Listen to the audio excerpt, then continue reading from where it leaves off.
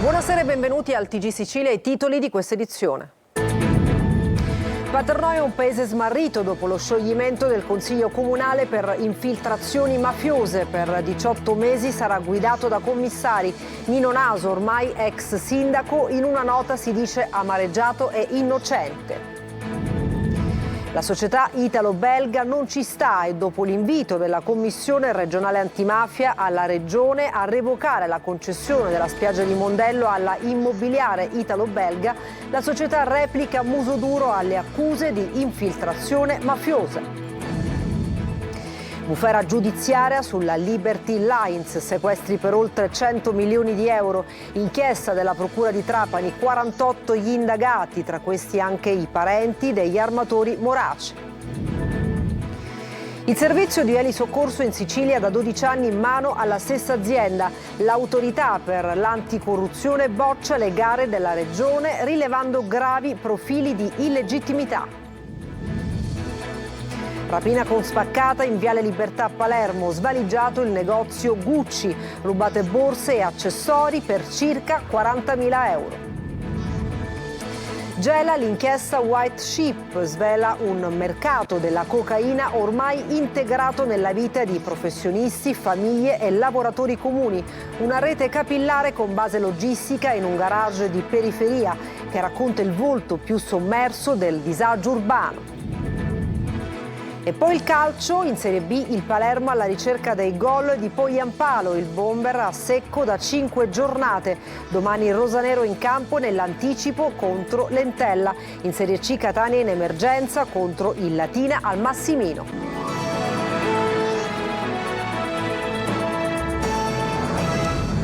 Bentrovati al TG Sicilia. A Paternò la notizia del giorno per i cittadini è lo scioglimento per infiltrazioni mafiose del comune. Il provvedimento arriva dopo la reazione della commissione disposta l'anno scorso dell'allora prefetto Librizzi.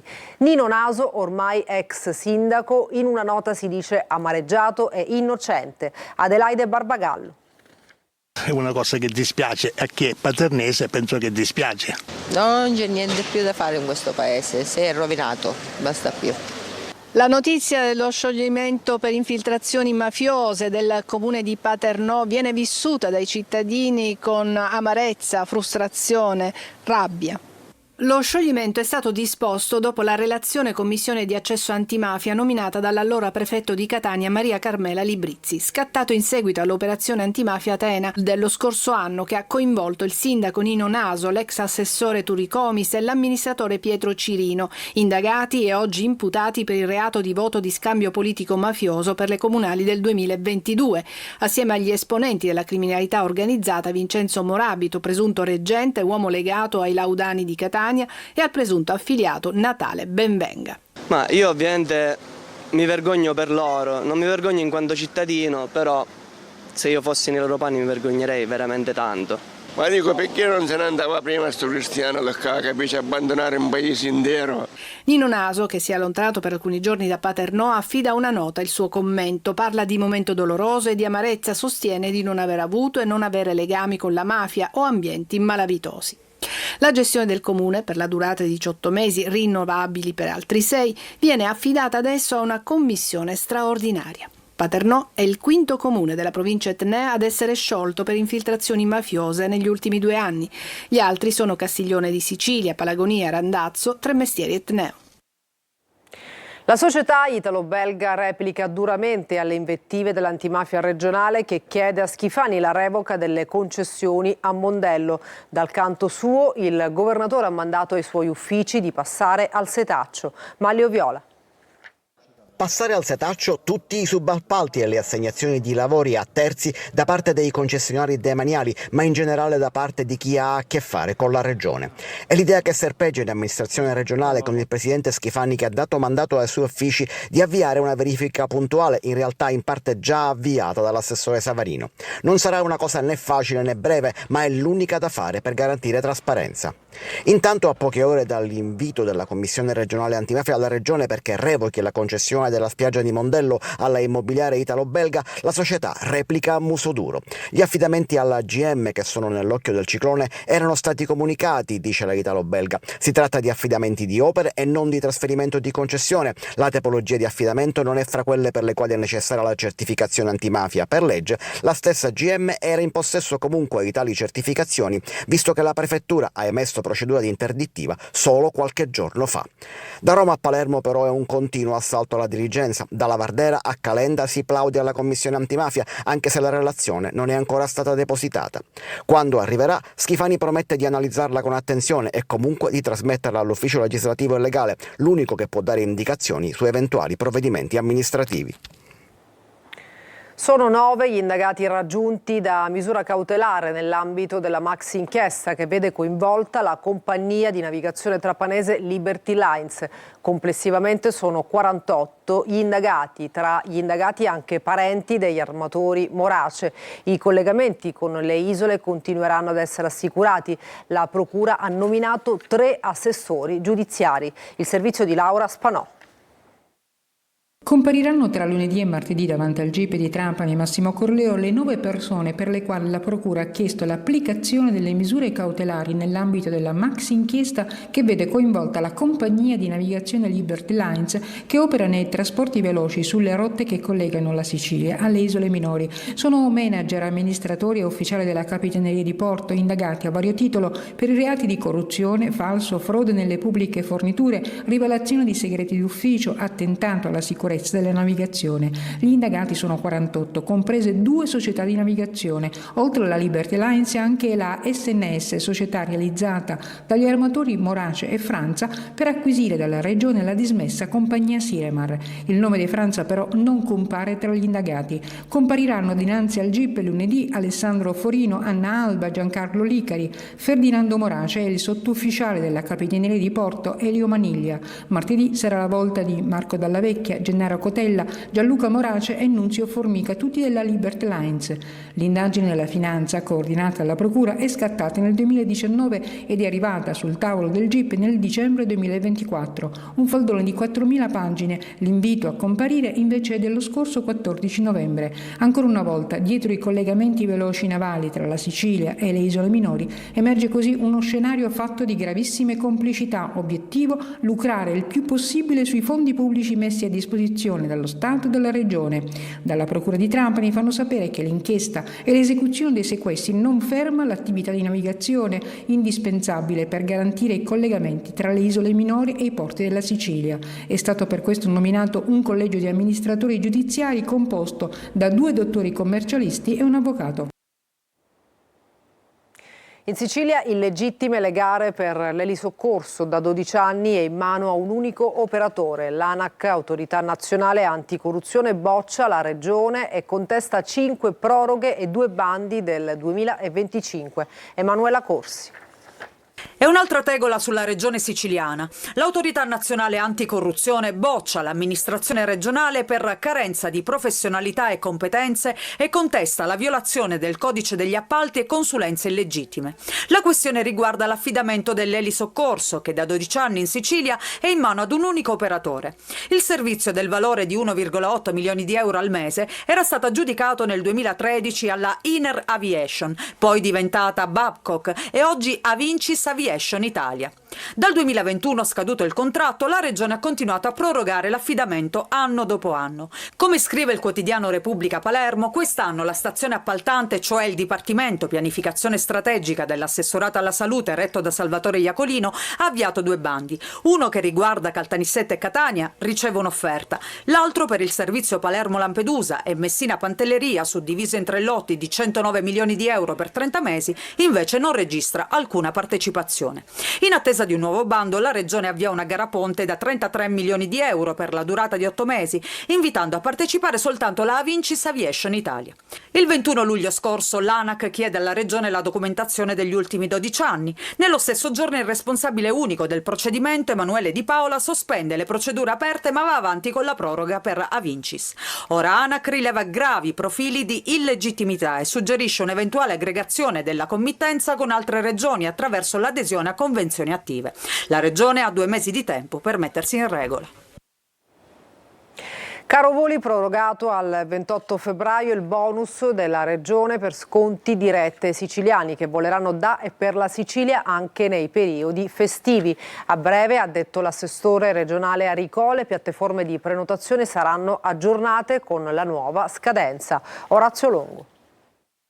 È stato firmato il decreto del Dipartimento regionale delle infrastrutture, della mobilità e dei trasporti con cui viene esteso il periodo di validità per il riconoscimento dei contributi cosiddetti del caro voli erogati ai siciliani per ridurre gli svantaggi derivanti dall'insularità. Per cercare di contrastare quella sorta di esilio forzato che si ripete ogni anno, i siciliani fino al 28 febbraio potranno contare sul bonus della Regione che prevede uno sconto per l'acquisto dei biglietti aerei per i residenti che viaggiano da o per l'isola anche proprio in vista delle festività natalizie. In pochi giorni le piattaforme di prenotazione delle compagnie ITA e Aeroitalia saranno aggiornate con la nuova scadenza e sarà possibile acquistare il biglietto ottenendo lo sconto, spiega l'assessore regionale alle infrastrutture Aricò. Secondo i dati diffusi dall'assessorato alla fine di ottobre 2025, oltre 1.300.000 sono state le richieste di rimborso sulla piattaforma Sicilia Pay.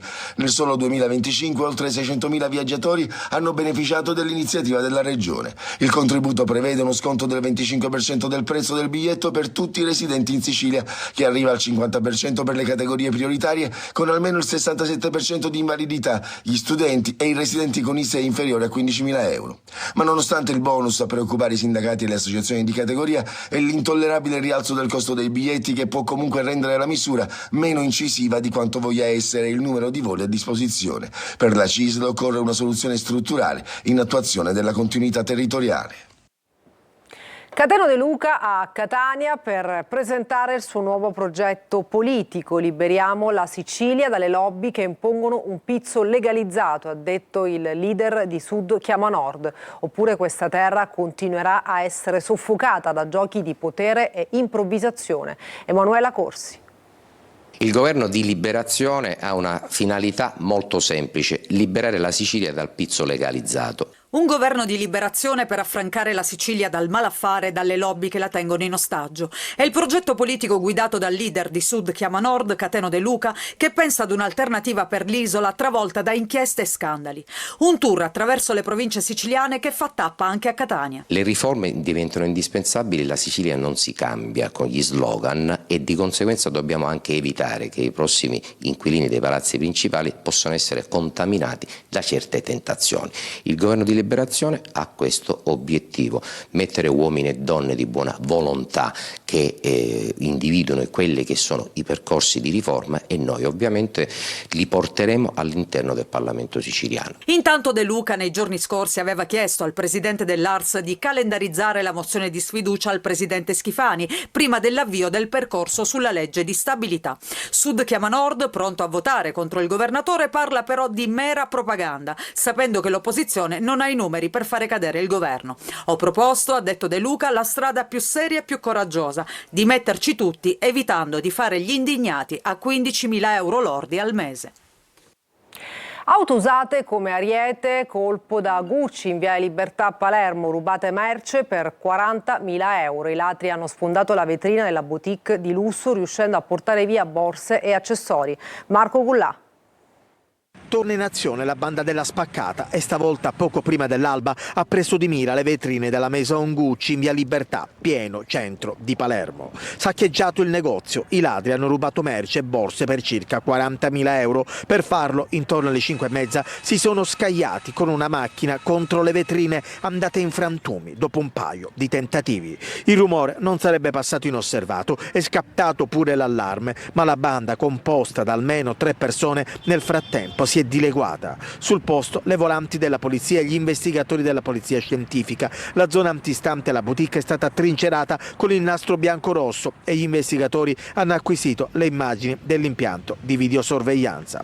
Sul posto anche il personale della scientifica che ha analizzato la scena del crimine e sequestrato il paraurti della macchina rimasto sul marciapiedi davanti al negozio. L'ultimo furto tentato dai ladri da Gucci risale al 2023, il giorno dopo un assalto da Louis Vuitton, ma in quell'occasione i ladri riuscirono a mandare in frantumi la vetrina senza però accedere al negozio. Era andato invece a segno il colpo del 2018, quando i ladri usarono una lancia per buttare giù l'ingresso della boutique. L'inchiesta White Sheep svela un mercato della cocaina ormai stabile e trasversale, integrato nella vita di professionisti, famiglie e lavoratori comuni. Una rete capillare con una base logistica in un garage di periferia che racconta il volto più sommerso del disagio urbano. GR Italia. Una città che vive accanto a un mondo parallelo, quasi invisibile, è quello che emerge dalle oltre 1000 pagine dell'indagine White Sheep coordinate dalla Procura e dai Carabinieri del reparto territoriale di Gela. Un sistema in cui la cocaina non è più un vizio nascosto, ma una presenza costante nelle case, nei luoghi di lavoro e persino dentro le relazioni personali. Al centro dell'inchiesta il 25enne Emanuele Curvà, che secondo gli inquirenti gestiva un servizio di spaccio ormai strutturato, telefoni dedicati, clienti fidelizzati e consegne rapide. La base operativa era un garage nella zona di Baracche, diventato il punto d'incontro tra un'economia sotterranea fiorente e bisogni quotidiani sempre più diffusi. I consumatori sono giovani professionisti, lavoratori, donne in carriera, figure insospettabili accomunate da un disagio crescente e dalla ricerca di prestazioni sempre più elevate. Nelle chat intercettate compaiono parole in codice, baci, pecore, regalini che mascherano richieste di droga e quantità, e i legami tra pusher e clienti diventano veri rapporti di fiducia. C'è chi affida il proprio bancomat allo spacciatore, chi chiede anticipi sullo stipendio, chi dilaziona i debiti come se fossero rate. L'intercettazione di una donna coinvolta, consumatrice abituale, ha aperto il varco in un sistema molto più ampio. Per pagare le dosi sarebbe arrivata persino a prostituirsi, un segno drammatico del livello di fragilità che attraversa la città. È sintomo di un disagio, chiaramente, che ripeto, non solo in termini di contrasto e di repressione siamo presenti come arma dei carabinieri e nelle nostre attività di indagine, ma anche come prevenzione. Il quadro che emerge è quello di un circuito chiuso, autoregolato, fatto di fiducia e silenzi, non un fenomeno relegato al degrado, ma una normalità distorta che attraversa la città e racconta il peso crescente della cocaina nella vita quotidiana. Adesso cambiamo argomento, andiamo alla scoperta del foliage dell'Etna, il suggestivo scenario offerto dai colori del bosco in questa stagione. Lorena Dolci.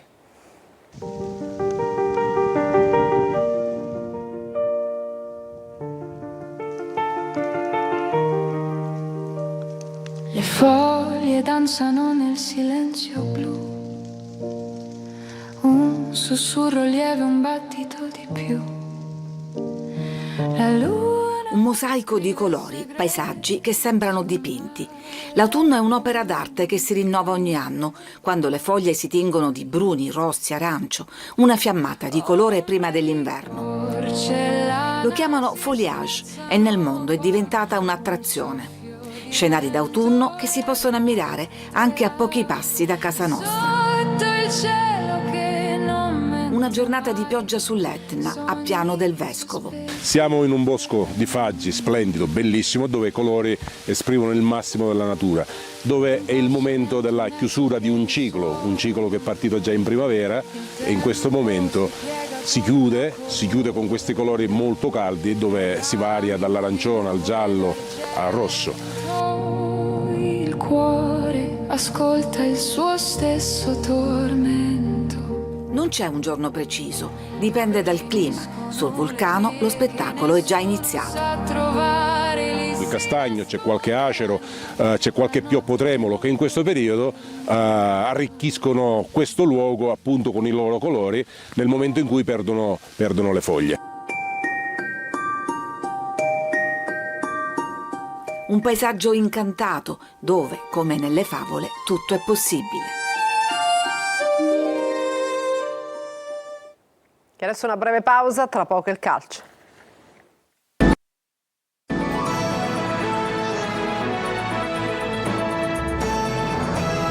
Bentornati al TG Sicilia, adesso il calcio, vigilia di campionato per il Palermo che dopo la sosta domani tornerà in campo a Chiavari per affrontare l'Entella. Inzaghi cambierà alcuni uomini e spera nel ritorno al gol di Poyampalo. Il servizio. Alla ricerca del gol perduto, Joel Poyampalo domani a Chiavari contro l'Entella proverà a spezzare il digiuno di reti. Il finlandese non segna da 5 gare e parallelamente al suo Ramadan di gol c'è anche la crisi di risultati del Palermo. Dopo la sosta, rosanero quindi domani in trasferta contro l'Entella. Inzaghi valuta qualche novità per la sfida di domani alle 15, ma senza stravolgere l'impianto della squadra. L'allenatore è orientato a confermare il 3-5-2 utilizzato nelle ultime gare, magari ritrovando un'impostazione più da trasferta, in linea con le caratteristiche dell'avversario e con il terreno di gioco, il sintetico. Assenze: non saranno disponibili Gyasi, Gomez e lo squalificato Ranocchia. A centrocampo Blen è il principale candidato a sostituire proprio Ranocchia. Ai suoi lati dovrebbero agire Palumbo e Segre. In attacco Brunori non ha convinto del tutto a Castellammare di Stabia e potrebbe partire dalla panchina. Chance quindi per l'Edo Aron e ovviamente poi Ampalo. È la prima delle 6 gare fino alla prossima sosta di campionato, ovvero quella invernale. Il Palermo non ha più alibi. Emergenza difesa per il Catania in vista della partita di domenica contro il Latina. Out anche Piarcini, pronta una maglia da titolare per Allegretto, sinora utilizzato con il contagocce per Toscano. 48 ore di tempo per capire su chi potrà contare. Francesco Triolo. Domani in conferenza stampa Mimmo Toscano potrà avere il quadro più chiaro, ma quella che si preannuncia in vista della partita di domenica al Massimino contro il Latina per i rossazzurri è un'autentica emergenza in difesa. Il tecnico si ritrova a corto di uomini, soprattutto appunto nel reparto arretrato che è già privo di Gherardi, che deve scontare ancora 2 giornate di squalifica. Deve fare i conti anche con l'infortunio di Pieraccini, fermo come accertato dagli esami strumentali per una lesione distrattiva del flessore della coscia destra. A questo aggiungiamo anche la squalifica di Quaini, che in passato è stato impiegato anche in difesa e poteva essere una soluzione, oltre all'infortunato di lungo corso Martic. Ecco quindi che l'allenatore rossazzurro ha ben poco da immaginare, dovrebbe dare fiducia ad Allegretto, sinora utilizzato con il contagocce, solo 3 presenze da subentrante per appena 32 minuti di gioco, che è l'unico difensore di ruolo rimasto a disposizione, mancino da adattare a destra nella linea 3 con Di Gennaro e Celli. Le alternative sono l'impiego da braccetto di Casasola con Lunetta sulla corsia esterna o l'abbassamento di Corbari, già destinato a rimpiazzare Quaini in mediana, con Jimenez a centrocampo. E da valutare c'è anche la condizione di Donnarumma, che potrebbe cambiare qualcosa nelle scelte. Insomma, 48 ore di tempo per pensarci, per capire soprattutto chi Toscano può avere a disposizione. E adesso una pausa, tra poco per altri aggiornamenti.